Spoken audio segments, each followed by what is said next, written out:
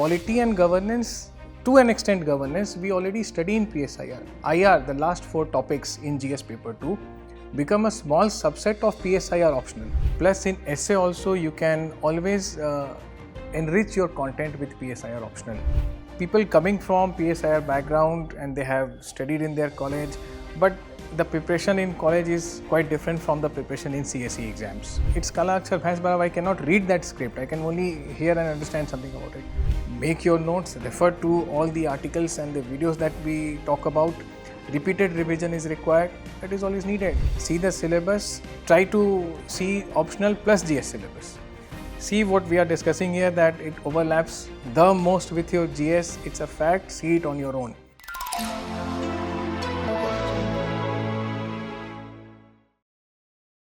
Hello aspirants and welcome to this exclusive session for the candidates who are going to appear for UPSC CSE 2027. Political science and international relations as an optional subject have consistently produced toppers year after year. However, mastering this particular optional, which has a mix of static theories and dynamic global events, requires strategic preparation. Today, to discuss as to why one should start preparing for optional subject early, let's say in the month of March, will give you the added advantage. To discuss that, we have today with us Kanishk Sir, our expert PSIR faculty with us. Welcome, sir. Thank you so much. So first and foremost, sir, I would like to ask why PSIR as an optional subject remains one of the most chosen optional in UPSC CSE examination. Pratmesh, you yourself said that it's a subject which has a combination of static theories and the current affairs around the world. It's actually a master subject. It has a combination of almost all the other subjects that we study in general studies. It has a bit of history into it, entire polity is a part of it, international relations are there, economics is there. So it's a mixture of all these subjects. Why it remains a popular optional is because it is so much of overlapping with other subjects. Paper 2 GS is already a part of PSIR. Few portions of paper 2 GS like the governance wala part, social audit or citizen charter or RTI and so on and so forth.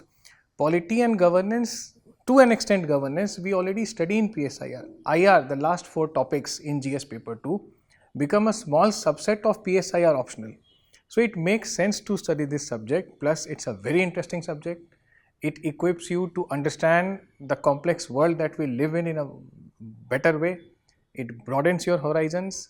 So I think these are the various factors which makes PSIR the most sought after optional.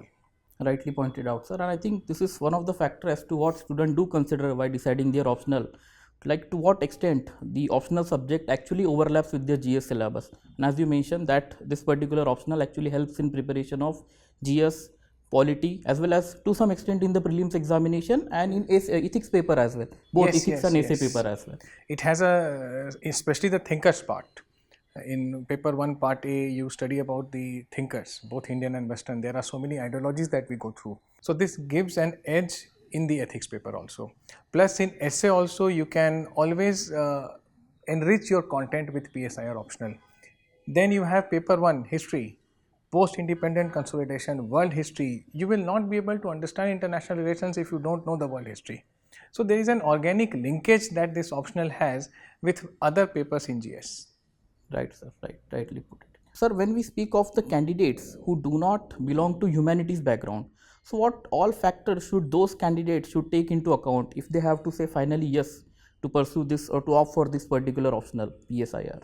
See, for non-humanities background, PSIR still remains a very popular optional. Reason being, you don't need to have a very good academic background of PSIR. This subject can be studied from the scratch. In fact, in classroom, it's easier to reach out and make them understand who don't have this background, PSIR background. People coming from PSIR background and they have studied in their college, but the preparation in college is quite different from the preparation in CSE exams. There we study, in colleges we study in bits and pieces. There are fixed number of questions, fixed set of themes which are being asked. The applied part I think is largely missing from our university's exam. So some थोड़ी बहुत preparation college में हो जाती है, तो that is not what is required here. Okay, so it's always good if you are starting on a clean slate. People with non-PSIR optional will easily be able to sail through this optional if provided with the right guidance.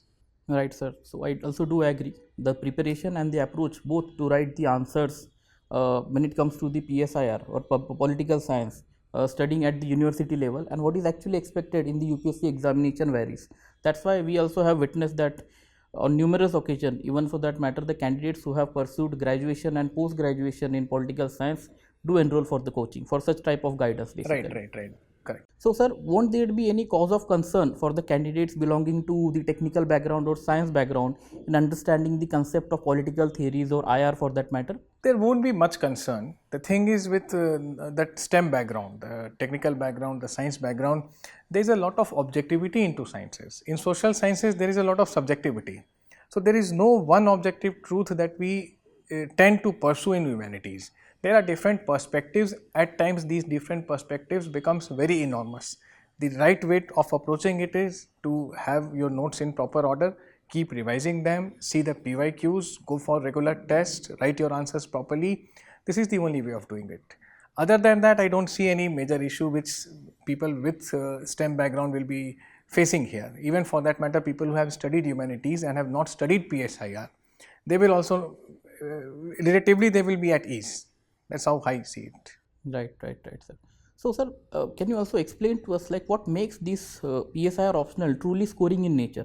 As we have seen on numerous occasions that topper have scored exceptionally well in this particular optional. See, for deciding any optional and which optional is scoring or not, that becomes very subjective. Someone topped this exam with Urdu optional. For me, it's Kala Akshar Bhais Barav. I cannot read that script. I can only hear and understand something about it. Mathematics remains a very scoring subject, as we have been told since our school days. But how many people take mathematics optional? So, whether this subject is scoring or not varies from candidate to candidate. How to decide whether this optional is well suited for me? First thing is the enormity of literature on that subject. Do we have good content on that particular subject? Second, do we have guidance on that subject? Third thing is how much it overlaps with my general studies. And fourth thing, pragmatic. Entire American foreign policy, Pratmesh ji, you know it, revolves around this word pragmatism. So, how let us apply this pragmatism to our optional selection. What is in it for me? How much return will I get if I take this optional? So, will it have some overlapping with GS subjects?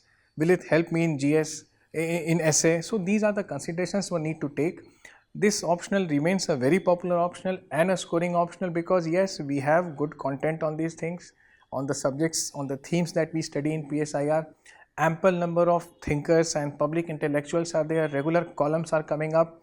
Plus the world that we live in is turning into a bit more chaotic. So that adds to the content here and this content is freely available. The only thing is how do we make sense out of it. That is what we try to do in class. Nicely explained, sir. Thank you. But sir, few of the candidates might be having this particular concern when it comes to the syllabus of PSIR optional. They might find it a little bit vast or lengthy for that matter.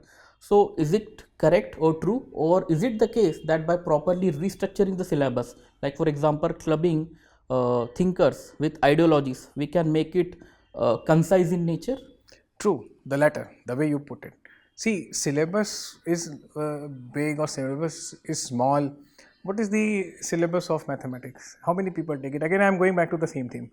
So, if I find it interesting, I will study it. If I find it worth the return that I will get in the exam, I will take that optional.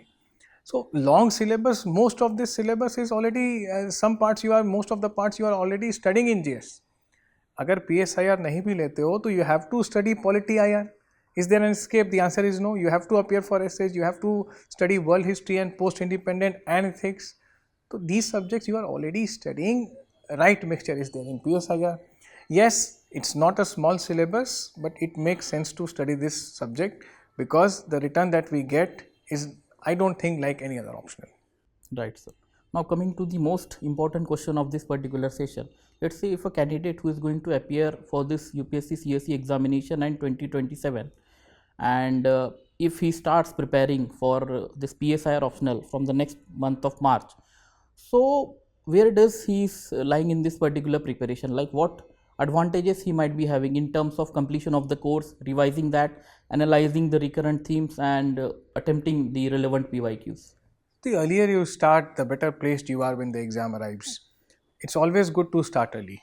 It applies for anything. It applies to life, any preparation that we intend to take.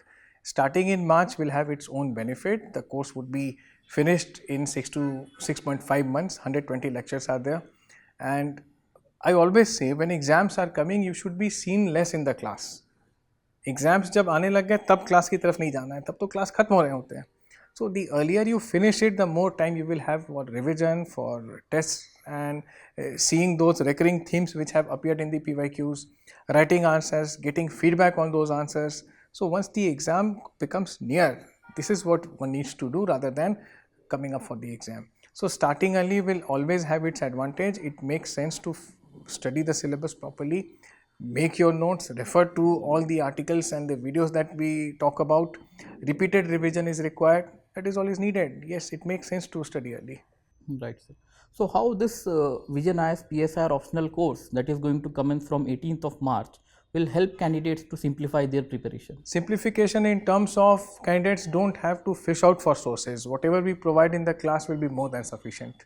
This will be one-stop solution to all the queries that you have in this subject. There is no need to look for any other source or read anything on your own. Everything will be provided in the class. Just repeated revision, ask whatever doubts you have, and that is how it will help. Curated content will be delivered in the class through PYQs, through notes, through concepts. There are many concepts, like you earlier said, which are overlapping. You study about a thinker in paper 1, the application will be in paper 2. So we intend to have an integrated approach where we will see these themes together. This is how we intend to move, and overlapping will save our resources, our time, plus it will give us a very holistic understanding of this entire subject. So that is how classroom course will be helpful. Right, sir, right. Any final message that you would like to give to the candidates who will start preparing for 2027? My advice would be that just see the syllabus. See the syllabus, try to see optional plus GS syllabus. See what we are discussing here, that it overlaps the most with your GS. It's a fact. See it on your own. See the essay papers of past 10 years and try to ascertain whether a candidate who has taken PSIR optional is having some edge in that essay paper or not. That is all you need to do. Start taking a bit more interest in your news, the world around you. Start reading newspaper, watch some programs on maybe Sunset TV. The discussions are very apt and to the point, and that is all you need to take. If a book, try reading NCERT class 12th Contemporary World Politics. That's the only book that I refer, and the second one, Politics in India Since Independence. So the two books for class 12th, the NCERTs, one should read. It will give you a very nice summary of what is going to unfold in front of you in the PSIR. Thank you so much, sir, for illuminating the path of our future candidates. Thanks a lot. So aspirants, if you start preparing for PSIR optional from the month of March, it is going to provide you with the ideal runway to understand the thinkers, analyze global politics, and develop the answer writing skill which is required to excel in the optional paper. More details regarding this particular course would be available in the description. Thank you so much for joining us today, and best wishes for your preparation.